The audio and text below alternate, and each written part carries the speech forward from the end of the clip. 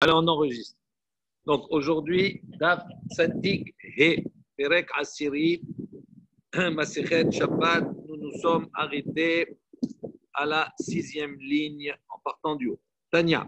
Donc, il y a une baraïta, Rabbi Shimon ben Elazar, Omer. Rabbi Shimon ben Elazar enseigne, il dit Kodelet, Kohelet ou Pokeset, Le'atzma, Ptura. La Haverta, Hayevet. Donc, on a dit que Godelet, celle qui fait des tresses, qui natte, Kohelet, celle qui se maquille, ou bien Pokeset. Donc, on avait vu hier Rashi, donc deux explications. Soit elle se peigne les cheveux, soit elle se fait un masque sur le visage. Les Atzma, si elle fait ça sur elle-même, pour elle-même, Ptura, elle est Ptura. Ptura, voilà, mais elle n'est pas Hayevet de Korban Hatan.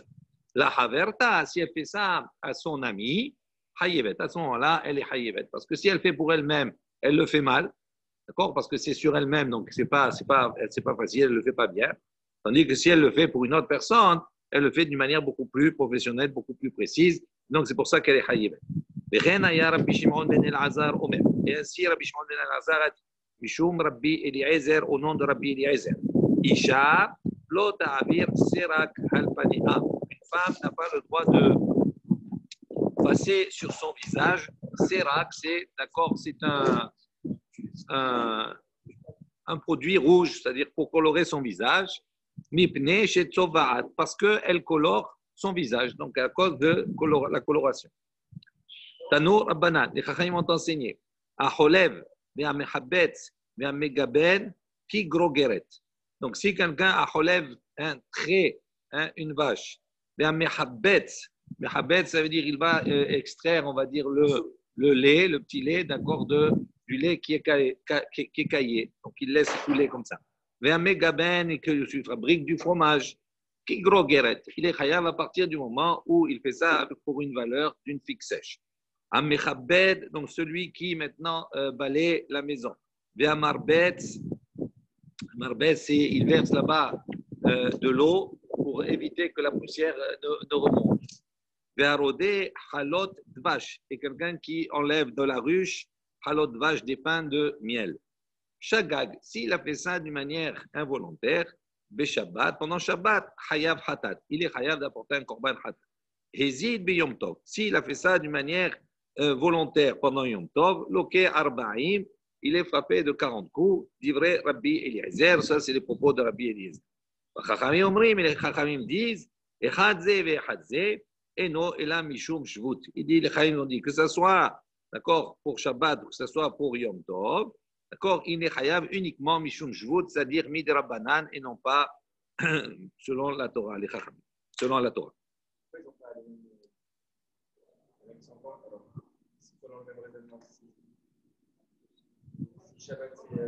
Non, ça c'est l'opinion des Chachamim, pas l'opinion d'Rabbi Eliezer. Rav Nachman bar Guria ikla le Ne'ardea. Donc on raconte que Rav Nachman donc s'est rendu à Ne'ardea. Baomine, ils ont posé la question à Rav Nachman. Cholev mishum ma'i mechayev. Dit quelqu'un qui crée, d'accord, pendant Shabbat, il est chayav, il est condamnable par rapport à quel melcha, par rapport à quoi? Amar leu mishum cholev. Il leur a dit, il est chayav parce qu'il crée. Mechabetz, celui qui va verser, qui va par exemple, Mechabetz, qui va faire écouler essorer, va faire couler il prend le lait caillé, il fait couler le petit lait. Il dit, il est chayav de quoi? Mishum maï mechayav. Amar Léo, il leur a répondu, Mishum mechabetz, il est chayav parce qu'il extrait le petit lait. Megaben, Mishum maï chayav, celui qui fabrique du fromage, il est chayav pourquoi? Amar Léo, Mishum megaben, il est chayav parce qu'il fabrique du fromage. Amar Léo, Amroulé, les Chaim lui ont dit par rapport à ces réponses. Rabbach, ketil kane be'agma ava. Il dit, ton maître, d'accord, il a coupé, c'est comme s'il a coupé des canets, des roseaux, be'agma ava dans le marécage. Rashi, il explique, il dit, choter kani mina hagam, ava, lo yada lefaresh mishnah. C'est une expression pour lui dire qu'il n'a pas su expliquer la Mishnah, l'enseignement. Ata sha'il, qui bim darasha. Il dit, quand il est arrivé, donc il est allé, lui, donc Rav Nachman, il a posé la question au Bet HaMidrash. Amrou les lions dit, Cholev hayav mishum mefarek. Il dit donc, Cholev, celui qui crée, il est chayav à cause de la meracha de mefarek, c'est-à-dire il extrait, c'est extraire. Mehabetz, Hayav Mishum Borer. Quelqu'un qui va effectivement enlever le petit lait, etc., séparer le lait du fromage, du lait qui est caillé, lui, il est Hayav par rapport à la Melacha de Borer, c'est-à-dire trier. Megaben, fabriquer du fromage, Hayav Mishum Boné. Il est Hayav parce qu'il construit. Amechabed, celui qui. Il y a du vent aujourd'hui. Donc, on continue. Amechabed, on a dit Hamarbez ve'arodeh halot vash. Shagag beShabbat, Hayav hatat. Hizid biyom tov, loke 40 divrei Rabbi Eliezer. Donc, on avait dit qu'effectivement, celui qui balaye la maison ou bien Marbetz qui va maintenant verser de l'eau pour éviter la remontée de la poussière. Ve'arodeh halot vash. Et quelqu'un qui va enlever de la ruche ses pains de miel. Shagag beShabbat, s'il a fait ça involontairement pendant Shabbat, Hayav hatat, il est Hayav hatat. Donc, c'est un Issour mideoraita. Et Zid biyom tov, s'il a fait ça volontairement pendant Yom Tov, loke 40, divrei Rabbi Eliezer, ça c'est le propos de Rabbi Eliezer. Amar Rabbi Elazar, Rabbi Elazar a dit, Maï ta'ama de Rabbi Eliezer. Il dit, quelle est la raison de Rabbi Eliezer? Il dit, comme c'est marqué dans le pasuk, Vayitbol ota bi'arat hadvash. Donc, à propos là-bas de Shmuel Aleph, à propos de Jonathan, c'est marqué là-bas, Vayitbol ota, il a trempé là-bas son bâton, bi'arat hadvash, dans la forêt de miel. Il dit, pourquoi il a appelé ça Ya'ar, la forêt de miel? Il dit, quelle relation entre la forêt et le miel? Et là, l'Omar Lecha, il dit, mais pour t'enseigner, il dit de la même manière que dans la forêt, si on est tolèche, quand on va couper là-bas du bois, etc., ou arracher des plantes, il dit, c'est à ce moment-là, il est chayav khatat, pendant Shabbat, il a fait béchogeg. Afhala, chalot vache, de la même manière, lorsqu'il extrait, lorsqu'il prend les pains de miel, harodé mimenu béchabat, s'il les retire pendant Shabbat, chayav khatat, il est chayav khatat au même titre. Amemar, shara zilha bimchuza. Donc, on raconte qu'Amemar, il a autorisé zilha. Donc, prenez Rashi dans la marge, zilha, il dit les rabbetz habayit. Zilha, c'est quoi? C'est la même chose, c'est-à-dire il mouillait la maison pour éviter que la poussière ne remonte. Les rabbetz habayit, verispat havanim, il précise quelque chose là-bas, le Rashi, pardon, qui est important. À Mechouza, il y avait une particularité, c'est que rispat havanim aïta. Là-bas, c'était dallé, il y avait des dalles, il y avait des pierres. C'est pas de la terre. Donc, il n'y avait pas de remontée de terre, etc., parce que c'était déjà carrelé. Il y avait un carrelage de l'époque. D'accord? Bechol Ha'ir, il dit, dans toute la ville, c'était comme cela. Alors, il dit, là-bas, Memar, Sharaz, Ilha, Bimchouza. À Mechouza, il a autorisé, effectivement, de mouiller comme ça dans la maison. Amar Ta'amamai. Donc, il a dit, quelle est la raison pour laquelle? Et Mor Rabanan, Dilma, Ate, le Hashve, Gumot. Il dit, pour quelle raison le Issour, à la base, de ne pas verser de l'eau, etc., tout cela. Il dit parce qu'on craignait peut-être qu'en versant de l'eau, etc., ils viennent à aplanir la surface et donc à combler les trous. Donc, si tu combles les trous, à ce moment-là, tu es dans la mélaka de bonnet. Il dit, puisque ici, les kagumot, ici, il n'y a pas de trou. Donc, comme c'est déjà dallé, il n'y a pas de trou, donc c'est pour ça qu'il a autorisé. Rava Tosfa'a. Donc il a trouvé, il a vu que Ravina, il était d'accord, il souffrait de l'air de la poussière qui remontait. Il y a de ceux qui disent Mar Keshisha bre de Rava, c'est Mar Keshisha, le fils de Rava, il a trouvé Ravashi, qui était embêté, d'accord, qui souffrait de cet air poussière. Amarle lo savar la mort Tania. Donc il lui a dit, maître, ne sais-tu pas ce qui a été enseigné dans la Baraïta? Harotse le rabbet cette béto, celui qui veut maintenant comme ça mouiller sa maison pour enlever la possibilité au sable de remonter, à la poussière de remonter. Beshabbat, qu'est-ce qu'il fait? Mais vi arriva meléa. Donc cette Baraïta il nous dit, il apporte là-bas, d'accord, une cruche d'eau remplie d'eau. Un bac rempli d'eau, et il se lave son visage, Bezavidzo, dans cet endroit, dans ce coin. Yada, Bezavidzo, il se lave dans un autre coin, il se lave les mains. Raglav, Bezavidzo, il se lave après dans un autre endroit, les pieds. Donc ça vernim. Ça, Habbaïd, Mitrabetz, Mi'elav. Et à ce moment-là, il se trouve que toute la maison, elle va comme ça être recouverte d'eau et donc la poussière, elle ne va pas remonter. Donc, tu vois, c'est autorisé de faire comme ça. Amar, il lui a répondu, la vadate. Il lui a dit, j'ai pas su, j'ai oublié. Selon Rachid, dans une autorisation, il dit, je ne suis pas d'accord. Ça dépend. Tana, on a enseigné Isha Chachama, donc une femme sage. Quand on dit Isha Chachama, généralement, c'est soit la femme d'un Tanit Chacham, de quelqu'un qui est sage, soit la fille d'un Tanit Chacham. Donc il dit Isha Chachama, Merabetset Beta Beshabbat. Donc qu'est-ce qu'elle faisait? Elle recouvrait sa maison pendant Shabbat d'eau, etc. Comment elle faisait? Donc elle allait comme ça dans chaque coin, elle faisait sa vaisselle, etc. Ou tout ça, pour pouvoir mouiller un peu le sol de manière à ce que la poussière ne remonte pas. Il dit maintenant, de nos jours, des Zviralan, que Rabbi Shimon, on pense comme Rabbi Shimon, Share, Afilou, les Khatrila, on peut avoir cette attitude, même les Khatrila, même a priori. D'accord, on peut recouvrir, il n'y a pas de problème de bonnet. Matnitim, nouvelle Mishnah. Hatolesh me'atzitz nakuv hayav. Sheno nakuv patour. Et Rabbi Shimon poter basé ou basé. Donc si quelqu'un hatolesh, il va accueillir, il va arracher, il va cueillir, me'atzitz nakuv, d'un pot, d'accord, qui est troué. Donc il y a un pot, il est troué, on va voir dessous sur le côté, il y a dedans une plante. Il dit, celui qui arrache de cette plante-là, dans ce pot qui est trouvé, hayab. Selon le Tanakama, il est hayab, il est condamnable, ça veut dire qu'il a fait une melacha, et donc il est, c'est la melacha de tsira, c'est-à-dire c'est comme s'il moissonnait, et donc il est hayab de korban hatat. Mais chez non nakuv, si maintenant on va voir maintenant, si le seau, le pot, il n'est pas troué, pas tout, il est dispensé. Ça va la sourd, mais pas tout. Rabbi Shimon, lui, il est poter basé ou basé, que le pot il soit troué ou pas troué, d'accord, et dans tous les cas, il le dispense, d'accord, d'apporter un korban hatat, donc il n'y a pas de issour deoraita, mais un issour midrabanan. L'idée du pot qui est troué, ça veut dire qu'à partir du moment où on va voir en discussion que s'il est troué, on considère qu'il est attaché à la terre, d'accord, donc s'il est attaché à la terre par ce trou-là, donc on considère que ce qu'il y a dedans, il est planté. Donc quand il arrache de quelque chose qui est déjà planté dans la terre. Tandis que si le pot il n'est pas troué, on considère à ce moment-là que l'élément il est déjà détaché de la terre. Donc quand il arrache, quand il prend, ça ne s'appelle pas arracher de la terre puisqu'il est déjà détaché. D'accord? Donc c'est pour ça qu'il y a une discussion. Ramé les Abaye les Rava. Donc Abaye donc a signalé à Rava, Ve'amrela Rabbi Hiya Barab les Rab Natan, les Rab pardon.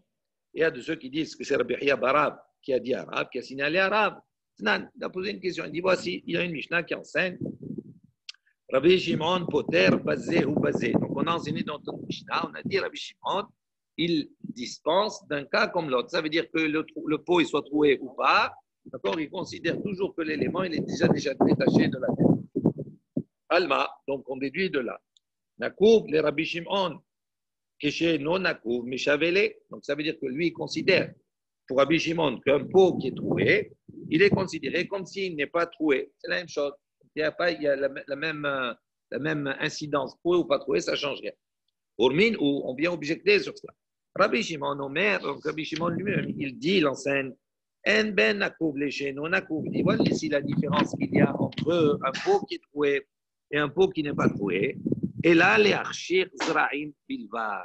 C'est uniquement les archir pour rendre, on va dire, les graines qui sont dedans susceptibles, d'accord, de recevoir la touma. Ça veut dire quoi? Ça veut dire qu'à partir du moment où un plant est dans la terre, tant qu'il est mechoubar la karkaï, tant qu'il est attaché à la terre, il ne peut pas mekabel touma, il ne peut pas recevoir la touma. D'accord? La touma sur les aliments, généralement, c'est quelque chose qui est transmis par l'eau, c'est-à-dire il faut qu'il ait reçu de l'eau dessus. Donc, si une plante, si c'est une graine, par exemple, du blé, elle a reçu de l'eau dessus, donc elle est plantée, elle ne peut pas recevoir la touma. À partir du moment où je la considère détachée de la terre, à ce moment-là, si elle reçoit de l'eau, à ce moment-là, elle est susceptible, ce qu'il dit les archir, elle est susceptible de recevoir la touma. D'accord? Donc là, il dit, qu'est-ce qu'il a enseigné à Rabbi Shimon? Il a dit, quelle différence entre un pot troué et pas troué? La seule différence, c'est que les archir zra'im bilvad. La différence, c'est de savoir si elle reçoit ou pas la touma. Donc ça veut dire quoi? Ça veut dire que si le pot il n'est pas troué, Rabbi Shimon il considère qu'il est détaché. Donc s'il est détaché, à ce moment-là, les graines, si elles reçoivent de l'eau, à ce moment-là, elles sont préparées pour pouvoir recevoir la touma. Si maintenant il est troué, ça veut dire qu'il considère toujours attaché à la terre. Et donc, ça ne peut pas être marchir pour recevoir la Touma. Donc, on voit la question ici. Rabbi Shimon, il fait la distinction entre, ici, un pot troué et un pot qui n'est pas troué. Amar, il lui répond, l'école milé Rabbi Shimon, ketalouche meshavele. Il dit non, pour tous les domaines, d'une manière générale, Rabbi Shimon, il considère que ce pot l'a troué ou pas troué, ketalouche meshavele. C'est comme s'il était détaché de la terre. En revanche, pour le inyan de la Touma, c'est différent. Lui, il considère que dans ce inyan de Touma, effectivement, il y a une différence entre troué et pas troué. Mais dans tous les autres cas, il n'y a pas de différence. La Torah, pourquoi maintenant il y a une différence dans le inyan de la Touma? Il dit parce que la Torah, ribeta tahara et tel zra'im. Parce qu'on va voir que la Torah, elle va multiplier, d'accord, la pureté concernant les zra'im. Elle va insister. Shneimar, comme c'est marqué dans le passou, alcool zera zeroua asher izarea. J'ai sur toute graine qui a été semée, asher izarea qui sera semée. Donc on voit combien d'insistance sur cela pour donner un statut particulier et insister sur la Torah, la Tara et la Touma concernant les céréales. Donc il y a eu un sabbat, un ancien, qui a posé la question à Rabbi Zera. Il lui a dit, Shoresh keneged nekev mali amar Rabbi Shimon. Il lui a dit, Shoresh keneged nekev. C'est une racine qui est face au trou. Il y en a un pot, il y a le trou et on voit la racine qui dépasse comme ça, qui est déjà face au trou. Il dit maintenant, mali amar Rabbi Shimon. Il dit, que dirait sur cela Rabbi Shimon? Quel serait sa lacha? Ishtik velo amarle velamide. Il s'est tu, donc, et Rabbi Zera, il n'a pas su quoi répondre, il n'a pas répondu, il était bessafek à ce sabbat, à ce zaken. Zimna Chada, une autre fois, Ashkechediyativ Vekamar, de Bekamar. Donc, ce même sabbat-là, il a retrouvé plus tard Rabbi Zera, qui était assis, Vekamar, et qui a enseigné, et qui disait, Umode Rabbi Shimon, et Rabbi Shimon, il est d'accord, Sheim Nikav Birde Tahorato, que si maintenant Nikav, on a fait un trou dans ce Keli, Birde Tahorato, pour sa pureté. Ça veut dire un Keli, normalement, tant qu'il est Keli, tant qu'il a le statut d'être un ustensile, d'accord, il est Mekabel Touma. À partir du moment où je lui enlève son statut de Keli, il n'est plus Mekabel Touma. S'il a été impur, il perd son impureté et redevient pur. Un Keli, c'est quoi? C'est quelque chose qui est fait pour contenir quelque chose. Si je fais maintenant un trou dans ce Keli, puisqu'il ne peut plus contenir, après on va voir un petit peu des détails, puisqu'il ne peut plus contenir, donc il n'a plus le statut de Keli. Donc le trou que je lui fais, qu'est-ce qu'il fait? Il permet de retrouver sa tahara, de passer de l'état d'impureté à l'état de pureté. D'accord? Oui, on va voir un Keli en argile. Un Keli en argile, Keli Heres, normalement, s'il est tamé, je ne peux pas. Comment je peux le rendre pur? Je dois le briser. Je dois lui enlever son statut de Keli, pour n'importe quel Keli. D'accord? Alors, on va voir le trou. Là, il dit Nikav birde taorato. Il trouve pour qu'il puisse obtenir sa tahara. Donc, ça veut dire qu'il perd son statut de Keli. Maintenant, on n'a pas dit la grandeur du trou, etc. On ne sait pas. Amarle, donc ce sabbat, il lui a dit à Rabbi Zera, qui enseignait, il a dit Modé Rabbi Shimon. Rabbi Shimon, il est d'accord. Amarle, Hashta Shoresh Keneged Degev Bayamina. Il dit maintenant, quand moi je t'ai posé la question sur le shoresh, c'est-à-dire sur la racine qui était face au trou, hein, tu m'as vélo amarta ali, vélo midé, tu m'as rien dit, tu étais bessafek, tu ne savais pas quoi répondre. Il dit Nika, birde, taorato, mibaya, il dit à plus forte raison que tu aurais dû être bessafek, tu aurais dû ne pas t'avancer sur l'opinion de Rabbi Shimon concernant un trou qui a été fait pour purifier. Pourquoi? Parce que si lui considère que quand tu fais un trou dans un keli, oui, c'est qu'il y a un trou ou pas un trou, on a dit c'est considéré comme si l'objet il était détaché. Donc si l'objet il est comme s'il était détaché, donc ça veut dire qu'il n'y a pas d'incidence, c'est un keli ou pas un keli. Non, qu'il y a un trou. Si tu dis qu'il y a un trou, tu dis à un moment où il y a un trou, il perd son statut de keli. Ça veut dire quand il n'y a pas de trou, il a un statut de keli. Donc ça veut dire quoi, il perd son statut de keli? Ça veut dire que c'est plus un keli. Donc ça veut dire qu'il est attaché à la terre. Parce qu'il n'y a plus de keli qui sépare entre lui et la terre. Alors là-bas, tu n'as pas de doute, tu as défini tu as dit l'opinion de Rabbi Shimon, il est démodé comme cela. Et là, quand moi je t'ai posé la question, tu ne m'as rien dit. C'est plus là où tu aurais dû avoir plus de doutes sur ce cas que sur mon cas à moi. Amar Abaye, il a dit, D'ici maintenant, tu dois enseigner l'enseignement de Rabbi Zira. Il dit voici comment il doit enseigner. Humodé, Rabbi Shimon, Sheim Nikav le Mata Mirevi'it. Il dit là-bas, quand il a enseigné Rabbi Zira, il a dit Rabbi Shimon, il est d'accord que si maintenant il a fait un trou, les Mata Mirevi'it, c'est-à-dire il a fait un trou sur le côté. D'accord? Il a fait un trou sur le côté. Maintenant, entre le fond et le trou, là-bas, il est tellement bas le trou que même si tu mets de l'eau là-bas, il y a moins qu'un révi'it qui reste dedans. D'accord? Donc, il dit là-bas, il est d'accord. Si maintenant ce trou, il a moins qu'un révi'it à l'intérieur, donc ça veut dire qu'il ne peut plus contenir normalement ce qu'il faut. Il dit à ce moment-là, c'est pour ça qu'il n'a plus le statut de Kéli, et donc il devient Taor. Amar Rava. Sur ça, donc effectivement, on va voir, là-bas, il va dire Chamesh midot bikeli cheres. Donc, il y a là-bas 5 mesures de perforation dans un keli cheres, dans un ustensile en terre. On va voir 5 cas. Nikav kemotzi mashke. Le premier cas, c'est s'il est troué, si ce keli cheres est troué, kemotzi mashke. Il est troué, il a un petit trou. Ce petit trou-là, il le suinte un peu, c'est-à-dire il permet à l'eau qui est à l'intérieur, au liquide qui est à l'intérieur, de s'écouler. Taor miletame gistera. Donc il dit à ce moment-là, Taor, ça veut dire il perd son statut de Kéli, miletame gistera, c'est-à-dire pour la Touma de gistera. Gistera, c'est quoi? Ça veut dire gistera, c'est un morceau d'argile. D'accord? Si un Kéli il a été cassé, on a un morceau d'argile. Si ce morceau d'argile-là, je peux encore l'utiliser pour récupérer, mettre dessous pour récupérer de l'eau, par exemple, qui coule d'un autre Kéli. À ce moment-là, ce morceau d'argile-là, il ne perd pas son statut de Kéli et il peut être Mekabel Touma. En revanche, si dans ce petit tesson d'argile, il y a un petit trou qui est, à ce moment-là, il perd son statut totalement. Donc, ici, il dit quoi?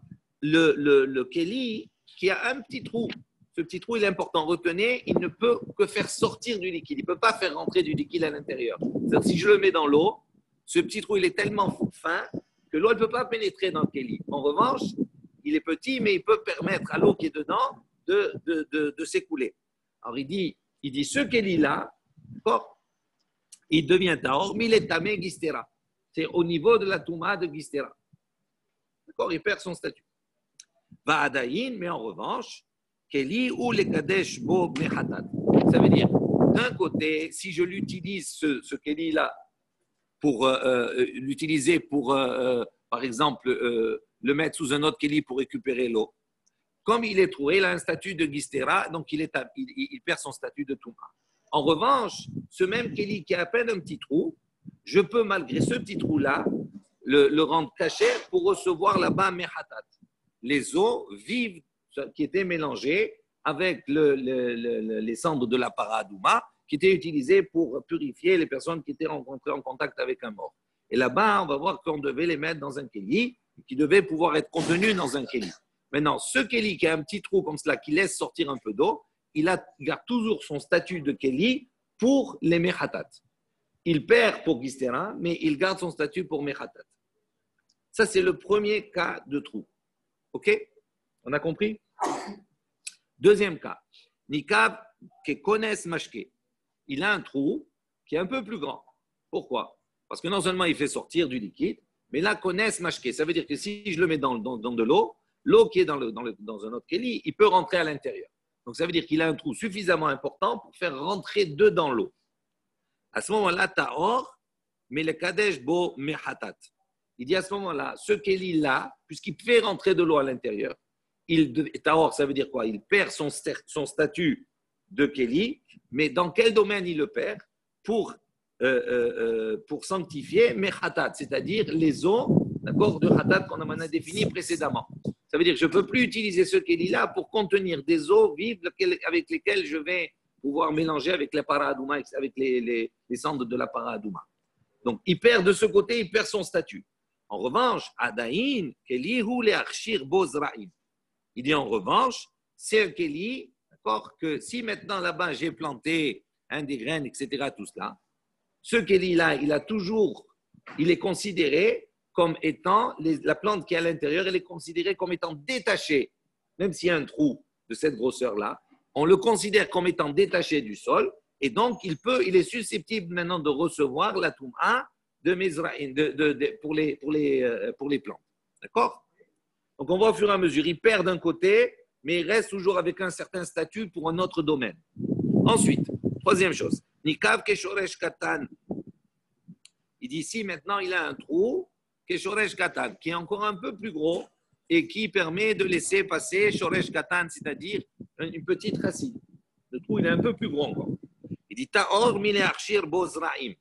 Il dit à ce moment-là, ce Kéli-là, il fait perdre le statut, d'accord, pour ces zraim, pour ces plantations à l'intérieur. Ça veut dire quoi? Ça veut dire que s'il a la grosseur pour faire sortir Shoresh, une racine, on considère que les plantes qui sont à l'intérieur sont rattachées au sol. Donc, s'ils sont rattachés au sol, on ne peut plus les rendre. Voilà. Donc, on ne peut plus les rendre. C'était la question qui était posée.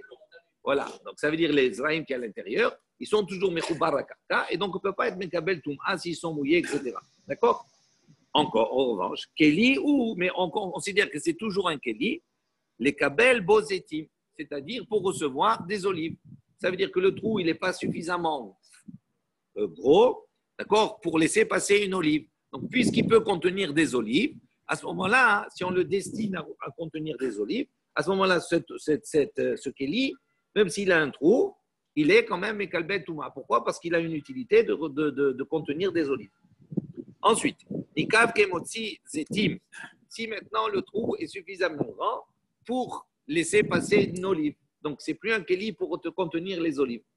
Donc, de ce côté-là, Tahor, Milekabel, Bozetim. Ça veut dire que si maintenant c'est un Kéli qui est destiné à recevoir des olives, il n'a plus sa fonction de Kéli. Donc, s'il était tamé, il devient Tahor. On est d'accord? En revanche, Adaïn, Kol Kéli, Hum, Lekabel, Borimonim.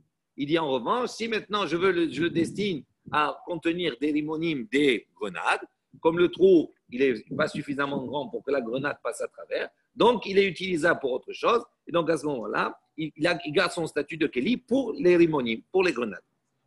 Ensuite, non, on va jusqu'à la grenade, jusqu'à la pastèque. Parce que là, c'est plus un trou, c'est une pastèque. Nikav, Kemotzi, rimonim. Donc maintenant, s'il a un trou de la grosseur des rimonim, à ce moment-là, Taor Mikelum. À ce moment-là, il perd son statut définitivement de Kéli, il ne peut plus être utilisé. Et donc, il est Taor, il retrouve sa pureté, d'accord, par rapport à ce trou-là. Vehim ou Kaf, Samid Patil, Hachi Pahet Rubo. Maintenant, si ce Kéli-là, il est Samid Patil, ça veut dire qu'il se trouve dans un makom où il y a par exemple 1 mètre. D'accord, on sait que là où il y a 1 mètre, s'il y a un OL, d'accord, si l'endroit il est recouvert, tous les kélim qui sont à l'intérieur, ils deviennent tmeim, ok? À condition qu'ils soient fermés hermétiquement. S'ils ont un couvercle, c'est fermé hermétiquement, à ce moment-là, la touma, elle ne peut pas rentrer sur ce kéli à l'intérieur. Il dit maintenant, ce kéli qui a un trou et qui est fermé hermétiquement, est-ce qu'il peut être mekabel touma par ce trou? Il dit non, hachi pahet rubo. Pour que ce kéli puisse recevoir la touma tout en ayant le couvercle dessus, il faut qu'il y a la majorité du kéli qui soit diminuée, qui soit un trou, qui soit cassé. À ce moment-là, c'est Mekabel Touma. Mais sinon, même s'il y a un trou, la grosseur d'une rimone, d'accord, si c'est pas la majorité, si ce trou ne représente pas la majorité du kéli, à ce moment-là, il ne contracte pas l'impureté du maître parce qu'il est fermé hermétiquement. D'accord, au niveau du couvercle. Amar Ravasi. Ravasi il a dit Shamati Keli Heres Shi'uro Kemotzi Rimon. Il a dit j'ai entendu Keli Heres qu'à propos du Keli Heres, de l'ustensile en terre, son shi'ur, sa mesure, Kemotzi Rimon, de faire sortir une rimon. Amale Rava, Shema lo Shamata Ela Bemukaf, Samid Patil, Petil. Donc il lui a dit, Rava, il lui a dit certainement, tu as dû entendre cela à propos de Mukaf, Samid Patil, à propos de cet enseignement concernant un Kéli qui est fermé hermétiquement. Il dit, Veha Rava, ou de Amar, il dit, voilà, Rava il a dit, Mukaf, Samid Patil, Hachi Pahet Rubo. Il dit, pourtant, comment on peut dire que là-bas, concernant cet ustensile qui est fermé hermétiquement, qui se trouverait dans un endroit de Toum'a où il y a 1 mètre, Là-bas, il a dit, j'ai entendu que la grosseur, pour que la touma elle puisse le pénétrer, il faut qu'il y ait la grosseur, un trou d'une rimon. Et là, il dit, voilà, on a enseigné autrement. On a enseigné, on a dit, par rimon, il faut que la majorité du keli soit ouvert, soit cassé. Il dit, là, kashia, il n'y a pas de discussion en vérité. Ha beravreve, ha beha bezoutre. Il dit, non, ça dépend de la grosseur du keli. Si c'est un keli qui est énorme, d'accord, c'est un grand keli, un grand ustensile. Si je ne vais pas dire maintenant, il y a le trou de la grosseur d'une grenade. Par rapport à la grandeur du keli, même un trou d'une grenade, c'est insignifiant. Donc il dit non, quand on a dit roubo, il faut qu'il y ait la majorité du keli qui soit brisé pour qu'il soit mékabel, il reçoive la touma. Là-bas, on parle d'un keli qui est important. Et quand on a dit que la grosseur d'une rimon suffisait pour recevoir la touma, on parle bezoutre, on parle d'un keli qui est beaucoup plus petit. Et que ça, à ce moment-là, la grosseur de la rimon, elle a une certaine importance. Amar Ravasi, donc Ravasi l'a dit, Shonin, on a enseigné comme cela. Keli Heres Shi'uro Bekones Mashke, Velo Amru Motsi Mashke, et là, l'Inyan Gistera Bilvad. Donc on a dit, Keli Heres, un ustensile en terre. Shi'uro, sa mesure, Bekones Mashke, c'est-à-dire c'est la mesure, d'accord, il perd son statut de Keli à partir du moment où on connaît Mashke, à partir du moment où il peut rentrer un liquide à l'intérieur. Velo amru motzi mashke, on n'a pas dit à partir du moment où il sort un liquide. Et là, les inyan gistera, uniquement à propos du inyan de gistera, c'est-à-dire de ce tesson, d'accord, d'argile, de keli cheres. On a dit là-bas, tant qu'on peut l'utiliser, ce tesson-là, pour recueillir par exemple autre chose, un autre liquide, à ce moment-là, il a un statut, il garde son statut de keli, donc il est tamé. Mais si maintenant il y a un petit trou dedans qui pourrait faire couler un petit peu l'eau, à ce moment-là, pour ce tesson, ce petit trou-là suffirait à le disqualifier, c'est-à-dire à lui enlever son statut de Touma et à le rendre Tahor. Ça, c'est uniquement, ce petit trou infime, c'est uniquement pour Gistera, pour le tesson. Maïta'ama, il dit pour quelle raison? Amar Morzoutra, Bre de Rav Nachman. Donc Morzoutra, le fils de Rav Nachman a dit, les filles chez En Omrim, parce qu'on ne dira pas là-bas, Haba Gistera, li Gistera. Ça veut dire, quand on a un Keli, s'il a un trou, qu'est-ce qu'on va dire? Porte-moi une rustine. C'est une rustine? Vous en dites? Rustine, c'est-à-dire porte-moi un autre morceau de tesson, comme ça, un morceau de tesson, je vais mettre dessous pour colmater le trou, pour recueillir ce qui coule. OK? Maintenant, si on a déjà un tesson, est-ce que la personne va dire porte-moi un autre tesson pour colmater le trou du tesson? Ça ne se dit pas comme ça. Donc, à partir du moment où je ne peux pas colmater, d'accord? Donc, ça perd son statut de Keli et ça devient Tao. Amar Oula. Oula, il a dit. Donc, il y a une marloquette entre deux Amoraïm, à l'ouest, c'est-à-dire en Eretz Israël. Rabbi Yossé, Rabbi Avin, Rabbi Yossé, le fils de Rabbi Avin, Rabbi Yossé Bar Zavda et Rabbi Yossé Bar Zavda. Hadamar a dit que Motzi Rimon, de Hadamar que Shoresh Katan. Il a dit, donc la grosseur, c'est que Motzi Rimon, il perd son statut de qu'il y a à partir du moment où Motzi Rimon, on peut faire sortir une grenade. Et Hadamar, il a dit non, Keshoresh Katan. Il a dit à partir du moment où une petite racine peut sortir. Les Simaner, et pour se rappeler, on va dire, de cette discussion-là, il y a une expression comme ça, que ce soit beaucoup, Amarbe, que ce soit peu. D'accord, l'essentiel, c'est de faire les choses des Shem Shamaim, etc. Il dit donc, donc il dit, Hamarbe, il va prendre la grosseur extrême. C'est quoi la grosseur extrême? C'est le rimon. Et l'autre, il va prendre la grosseur, on va dire le trou le plus petit, c'est-à-dire c'est-à-dire le shoresh. D'accord. Amar Rab Hinana Bar Kahana. Donc Rab Hinana Bar Kahana a dit, Mishmeh de Rabbi Eliezer, au nom de Rabbi Eliezer, Keli Cheres, donc un ustensile en terre, Shi'uro Kemotzi Zetim. Donc sa mesure, c'est de faire sortir des olives. Umar Keshisha Bre de Rava. Et Mar Keshisha, le fils de Rava. Messayem, lui, il conclut, d'accord? Ba Mishmeh, Messayem Ba, pardon, Mishmeh de Rabbi Eliezer. Il va conclure, d'accord, ce sujet-là, d'accord, à propos des ustensiles en terre, d'accord, d'accord, on a dit qu'ils sont percés, la grosseur d'une olive, etc. Il va conclure au nom de Rabbi Eliezer. Kirli, et il va dire ces ustensiles qui sont percés comme la grosseur d'une olive, il va dire ça, qu'il reste comme ça. Il est considéré Kikli Gelalim, comme des ustensiles qui sont faits avec des excréments, d'accord? Des Keli Avanim, ou bien des ustensiles qui sont faits en pierre, des Keli Adama, ou bien des Keli qui sont faits en terre, mais qui ne sont pas cuits. Quand on dit Keli Cheres, c'est un Keli, c'est un ustensile en terre cuit. On l'a fait cuire dans un four. D'accord? Donc, Keli Adama, c'est un Keli qui est fait en terre, aussi en argile, mais qui n'a pas été cuit. Donc, il dit le Keli Cheres, qui a un trou de la grosseur, etc., d'une olive, lui, il conclut, il dit c'est le même statut que tous ces Kelim-là, que tous ces ustensiles. Chez En Mekabelim Tum'a, tous ces ustensiles, ils ne reçoivent pas l'impureté.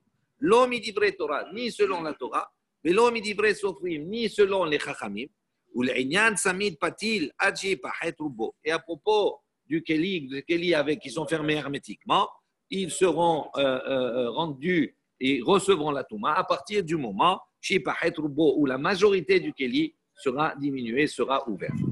Voilà, on vient de terminer ce chapitre. Adran Alach Amatzniya. Baruch Adonai Le'olam. Amen ve Amen. Rabbi Hanana min HaKasha Omer Asa Kadosh Baruch Hu Lezakot Yitzchak Lefichar Yarba Laim Torah Mitzvot Shnimar. Adonai Chavez Ma'an Tzidko Yagdil Torah ve'Yadir.